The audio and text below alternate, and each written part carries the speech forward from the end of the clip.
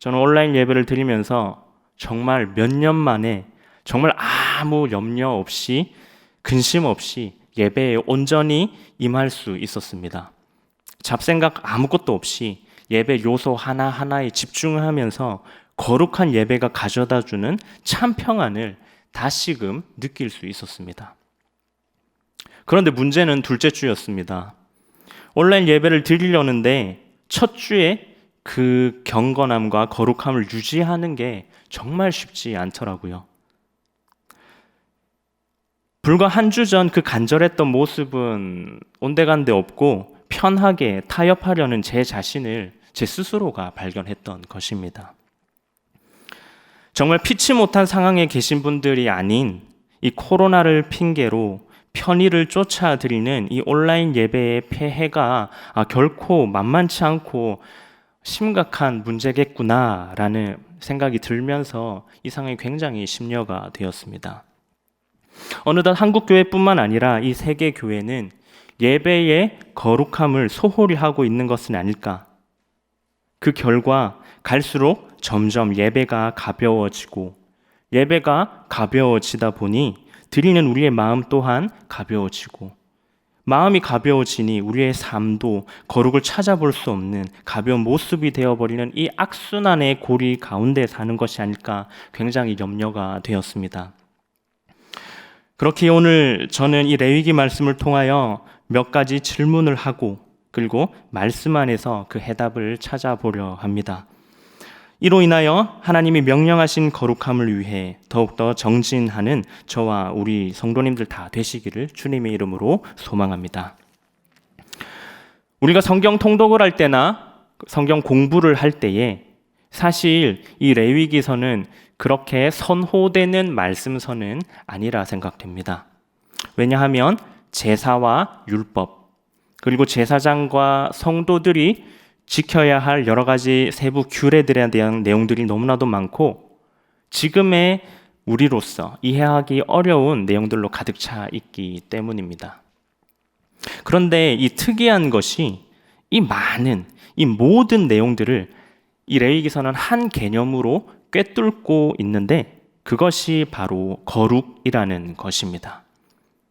레위기에서는 거룩을 의미하는 히브리어 이 카도시를 무려 150회가 넘게 사용하면서 레위기의 중심 사상이 거룩이다라는 것을 우리 이 말씀을 읽는 독자들에게 하여금 강조하고 있습니다. 왜 레위기는 우리에게 이처럼 거룩을 강조하고 있는 것일까요? 첫 번째 질문입니다. 왜 레위기에서 이토록 거룩을 강조할까요? 그냥 예배 잘 드리고 그냥 신앙생활 잘 하면 될 것 같은데 굳이 왜 거룩이라는 단어를 쓰면서 거룩하게 예배를 드리고 거룩한 신앙생활을 하라라고 말을 하고 있는 걸까요? 이는 레위기의 시기와 그리고 레위기의 내용을 보면 이해할 수 있습니다.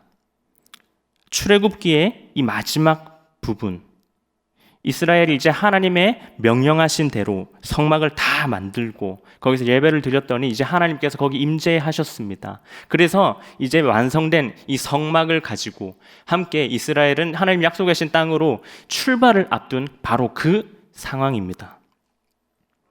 바로 그 시작점에 이 레위기서가 있습니다. 성막이 만들어졌으니 이제 그 성막을 통하여 무엇을 해야 합니까? 바로 제사를 드리지 않겠습니까? 오늘로 치면 예배겠죠. 이제 성막이 완성되었으니 그 안에서 행해지는 모든 예배의 모습들 그리고 그 예배들을 인도하는 예배 인도자 그리고 그 예배에 참여하는 모든 백성들의 예배 지침, 행동 지침들을 설명하는 책이 바로 이 레위기서입니다. 즉 올바른 예배를 드릴 수 있도록 그 세부적인 지침을 가르쳐주는 한마디로 요약하면 예배 지침서가 바로 오늘 본문인 레위기서라는 것입니다.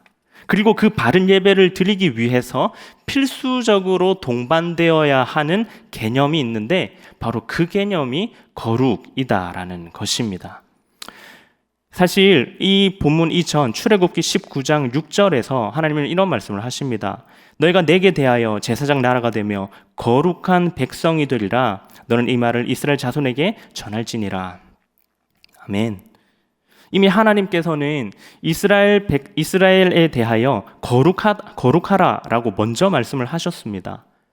시내산에서 하나님은 이스라엘 백성들과 언약을 맺으셨습니다. 그렇기 때문에 제사장 나라와 거룩한 백성이 되는 것은 이스라엘이 추구해야 하는 궁극적인 목표이며 이스라엘의 존재의 이유가 되는 것입니다. 그리고 이 언약은 그리스도로 말미암아 새롭게 갱신되어 오늘날을 살아가고 있는 우리들에게도 동일하게 적용되며 요구되는 말씀인 것입니다. 사랑하는 성도 여러분, 우리가 추구해야 하는 궁극적인 목표와 그리고 존재의 이유가 그냥 예배, 보통 예배, 그냥 신앙생활이 아닌 거룩한 예배가 되어야 할 줄로 믿습니다. 우리가 드리는 모든 이 신앙 고백들 또한 그냥 드리는 보통 고백, 보통의 신앙 고백이 아닌 거룩한 고백, 거룩한 신앙 고백이 되어야 할 줄로 믿습니다. 그렇다면 이제 두 번째 질문입니다. 거룩이란 무엇일까요? 예배드림에 있어서 이 거룩이라는 개념을 분리할 수 없구나. 그냥 우리가 예배를 드린다고 했을 때 그 예배가 그냥 온전히 드리는 예배가 아니라 보통 예배가 아니라 거룩한 예배가 되어야 하구나. 그래서 이 레위기에서는 거룩이란 개념을 우리에게 제시하면서 거룩한 예배를 드리다라고 이렇게 강조하고 있구나. 이제 이 거룩이 왜 중요한지는 알았다. 그럼 이제 거룩한 예배를 드려야지. 근데 이 거룩이 구체적으로 무엇일까 하는 고민인 것이죠. 거룩은 쉽게 표현하면 구별이라고 표현할 수 있습니다. 무엇으로부터의 구별일까요? 바로 속된 것으로부터의 구별입니다. 우리가 흔히 세상이라고 표현하는 바로 그 표현, 속된 것으로부터의 구분입니다. 거룩은 하나님의 영역이며 그리고 속됨은 인간의 영역입니다. 그리고 속됨의 영역 안에는 다시 정함과 부정함의 영역으로 구분되는 것이죠. 종합하면 부정함으로부터 정케되고 그 정함에서 거룩으로 나아가는 것입니다. 성경에서 말하는 부정한 일들, 예를 들면 시체를 만진다거나 유출병이나 성병 등으로 인하여 부정하게 된 자들은 먼저 정결하게 되는 정결의식을 수행함으로써 정결하게 될 수 있습니다. 먼저 정결한 상태가 되어야지, 그 상태가 되어야지 거룩한 단계로 나아갈 수 있었기 때문입니다. 그렇다면 반대로 거룩한 상태일지라도 그 거룩한 모습에서 그 모습이 오염된다면 속된 것, 이 정함의 상태가 되고 거기서도 회개치 않고 더욱더 오염이 된다면 정함에서 부정한 상태로까지 내려가는 것입니다. 이처럼 레위기는 거룩을 멈춰있는 정적인 개념이 아닌 움직이는 이 동적인 개념으로 말씀하면서 우리가 한 번 거룩함을 받게 된 것으로 끝이 아니라 계속하여서 이 거룩함을 유지하고 더욱 거룩하게 되기 위하여 끊임없이 노력해야 함을 알려주고 있는 것입니다. 특별히 레위기서는 이 거룩의 개념을 우리에게 말씀하시면서 가르쳐 주시면서 이 개념을 오직 하나님께만 귀속시키므로 하나님과 관계된 것에 한해서만 거룩하다라고 말씀하고 있습니다. 끊임없이 노력하되 오직 하나님과의 관계를 통해서만 그것이 가능하다는 것을 말씀하고 있는 것입니다. 왜냐하면 오직 이 거룩은 하나님만의 영역이며 하나님의 본질 그 자체이기 때문입니다. 오늘 본문이 아니지만 레위기 20장 3절 후반부에 보면 내 성소를 더럽히고 내 성호를 욕되게 하였습니다 라고 말씀하십니다. 레위기 22장 2절 후반부에 보면 그 성물에 대하여 스스로 구별하여 내 성호를 욕되게 함이 없게 하라. 그리고 레위기 22장 32절에 보면 너희는 내 성호를 속되게 하지 말라. 앞서 우리가 읽었던 이 세 말씀에서 성호라고 표현되는 이 표현은 나의 거룩함의 이름이라라는 이 히브리어식 표현입니다. 나의 거룩함의 이름. 그리고 이 표현은 레위기 19장 12절과 그리고 21장 6절에서도 똑같이 등장하는데요. 그곳에서는 하나님의 이름과 동의어로 사용됩니다. 다시 말하면 여호와의 거룩하심은 곧 여호와의 하나님 되심을 의미한다라는 것입니다. 그렇기 때문에 하나님의 거룩함을 범하는 것, 하나님의 거룩함을 오염시키는 것은 곧 하나님의 이름 자체를 욕되게 하는 것과 같다는 말이 되는 것입니다. 하나님의 이름을 욕되게 함으로써 우리는 거룩함을 잃고 속되게 되는 것입니다. 그리고 반대로 우리가 속되게 됨으로써 우리 스스로만 부정해지는 것으로 끝나는 것이 아니라 하나님의 이름 또한 욕되게 한다는 것을 우리는 꼭 기억해야 합니다. 그리고 우리가 여기서 간과하는 부분이 있는데 우리는 거룩함과 그리고 그와 반대되는 부정한 것에 대해서만 집중을 하지만 사실 그 사이에 있는 정함에 대해서는 크게 신경을 쓰지 않는 경우가 있습니다. 사실 여기에서 우리가 이 정함을 어떻게 생각하느냐에 따라 우리가 범할 수 있는 오류가 생기게 되는 것이죠. 아까 말씀드렸듯이 이 레위기는 부정함, 그리고 부정함에서 정함으로 가고 정함에서 거룩함으로 나아간다라고 말씀하고 있습니다. 우리가 착각하기 쉬운 게 우리가 정한 상태에 있기 때문에 우리는 지금 거룩한 상태구나라고 착각을 한다라는 것입니다. 하지만 여기서 정함이란 단지 보통의 상태, 정상적인 상태, 기본의 상태만을 의미한다라는 것을 우리는 꼭 기억을 해야 합니다. 그리고 그 정함은 아까 우리가 봤던 그 표 안에서 보면 속됨의 영역에 있는 표현입니다. 거룩함과 그 속됨 안에 정함과 부정이 있었지 않습니까? 그렇기 때문에 우리가 정함 상태에 있다는 것은 아직 우리가 거룩의 단계로 나아가지 않았고 우리는 아직 속된 영역에 있다라는 것을 반증하는 것이죠. 사랑하는 성도 여러분, 출애굽기에서 이스라엘 백성들이 시내산 아래에서 우상 숭배를 한 것은 누가 봐도 부정한 부분에 속하는 내용들입니다. 그래서 우리는 그 모습을 보고 저렇게 하지 말아야지라는 생각을 하게 되죠. 그런데 나는 주일에 교회 가라 하니까 교회 왔고, 그리고 주일에 와서 예배 드리라니까 예배 드렸고, 그리고 헌금을 하라고 하니까 헌금을 드렸네. 그럼 나는 시키는 거 다 했고 오류가 없고, 그러면 나는 바른 예배를 드렸으니까 오늘 드린 이 예배가 거룩한 예배구나, 이렇게 착각을 하게 된다라는 것입니다. 그저 정상적인 모습이 있을 뿐입니다. 우리는 여기 이 정함의 상태에서 만족하고 안주해서는 안 됩니다. 거룩함의 영역으로 가기 위하여 우리는 부단히 노력해야 한다는 것입니다.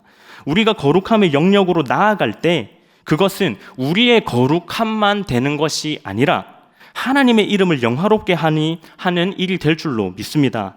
앞으로 우리가 드리는 모든 예배와 그리고 삶의 모습들이 그저 정한 상태에 머무는 것이 아닌 거룩함으로 나아가기 위해 끊임없이 노력하는 저와 여러분들 되시기를 주님의 이름으로 소망합니다. 이제 마지막 질문입니다. 그렇다면 어떻게 거룩해질 수 있을까요?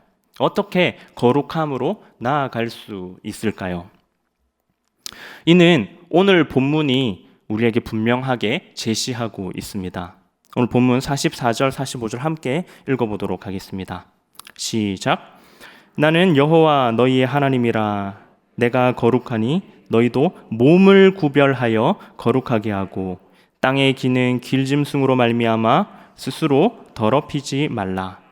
나는 너희의 하나님이 되려고 너희를 애굽 땅에서 인도하여 낸 여호와라. 내가 거룩하니 너희도 거룩할지어다. 아멘. 아멘. 본문은 우리의 몸을 구별하여 거룩하게 하라고 말씀하십니다.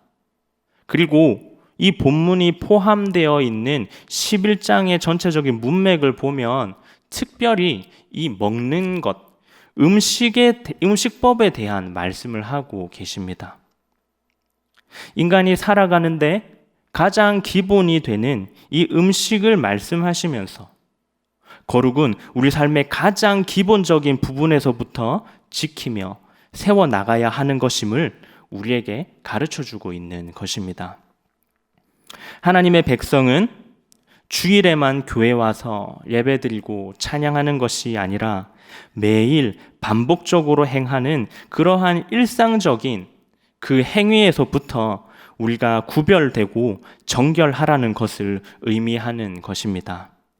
내가 마시는 것과 그리고 먹는 것이 거룩함을 해치지는 않는지, 내가 말하고 행동하는 그러한 모든 부분에서 거룩하기 위해 애쓰고 있는지 매일의 순간순간들을 돌아보며 모든 생활에 있어 하나님의 영광을 위해서 하고 있는지 부단히 체크하며 노력해야 한다라는 것입니다. 주일 예배를 위해서도 내가 주일에 거룩한 예배를 드려야 되겠구나. 그냥 내가 평소에 지금까지 아무 생각 없이 드렸던 그런 예배가 아니라 정말 거룩한 예배를 드려야 하겠구나. 그렇다면 그러기 위해서 몸과 정신을 거룩하게 해야지. 그렇게 하기 위하여 토요일 혹은 그 전부터 주일을 위하여 나의 정신과 몸을 위한 컨디션 조절을 하고 주일에 드리는 헌금도 그날 주머니에서 꺼내는 것이 아니라 미리 거룩하게 성별하여 주일에 거룩한 예배에 거룩한 제물로 드릴 수 있도록 준비하고 주일 말씀 듣는 것으로 끝나는 것이 아니라 더 거룩한 말씀 선포 시간이 될 수 있도록 성경 묵상도 매일 하고 보다 거룩한 주일로 보낼 수 있도록 우리의 모든 하루를 조정하는 그런 거룩한 성도님들 다 되시기를 주님의 이름으로 기원합니다. 이제 말씀을 정리하겠습니다. 제 첫 사역지에서 사역할 때 알게 된 여자 청년이 있습니다. 피아노를 잘 치던 친구였습니다. 그래서 제가 교회 사역지 이동 후 그 교회에서 중고등부 수련회 찬양 인도를 준비하면서 이 친구의 도움을 받아야 되겠다 싶어서 연락을 했습니다. 그래서 연락을 해서 수련회 찬양팀 반주를 해줄 수 있냐라고 물어봤습니다. 그래서 저는 당연히 일반적인 생각을 했죠. 그래서 할 수 있냐라고 했을 때 그 친구가 할 수 있는 대답은 yes or no 또는 조금 생각해 볼게요. 요 정도로 생각을 했습니다. 근데 진짜 생각지도 못한 답변을 하더라고요. 누구야? 우리 수련회 찬양이 있는데 네가 찬양 반주 좀 해줄 수 있나? 라고 하니까 그 친구가 바로 뭐라고 하냐면 하나님께 한번 물어보고 내가 말해줄게. 이 친구가 청년이었거든요. 그때도. 지금 우리 초등부 애들도 이렇게 대답은 안 할 텐데 청년인 친구가 그렇게 물어보자마자 바로 저한테 하나님께 물어보고 내가 대답을 해줄게 라고 하더라고요. 저는 굉장히 충격이었습니다. 저는 그 당시 사역을 하고 있었지만 사실 수련회 인도를 준비하면서 그런 사소한 것까지 하나님께 여쭙지 않았던 저였었거든요. 그래서 사역을 하는 저조차도 이런 부분에 있어서 하나님께 여쭙지 않는데 이 친구는 이것이 몸에 밴 상황이었던 것이죠. 모든 일상을 내가 주를 위해 하는 모든 일은 먼저 주님께 아뢰고 주님께 기도하면서 주님께 뜻을 물어봤다라는 것입니다. 이게 일상 속의 거룩함이 아닐까 저는 생각합니다. 우리가 뭔가 거창한 것을 생각합니다. 그래서 거창한 계획과 그리고 거창한 목표를 세워서 내가 그것을 수행함으로써 더욱더 거룩한 인생이 되는 것인 줄로 우리는 압니다. 하지만 그보다 사소해 보이지만 그보다 유치해 보이지만 작은 것 하나 기초적인 것부터 하나님께 여쭙는 바로 그 모습 자체가 우리가 거룩한 성도로 나아가는 그 첫 발걸음이 아닐까 생각합니다. 사랑하는 성도 여러분, 우리 모두 정함의 상태에 안주하지 않기를 소망합니다. 우리 모든 삶의 가장 작은 부분에서부터 거룩해지기 위하여 애쓰시기를 바랍니다. 그리고 우리 모두 거룩한 예배를 간구하는 성도님들 다 되시기를 바랍니다. 우리가 드리는 모든 신앙 고백이 거룩한 신앙 고백이 되기를 소원하는 우리 성도님들 다 되시기를 바랍니다. 우리 모두 안주하지 않고 주님 다시 오시는 그날까지 거룩해지기 위해 최선을 다하며 살아내시는 저와 여러분들 다 되시기를 주님의 이름으로 소망합니다.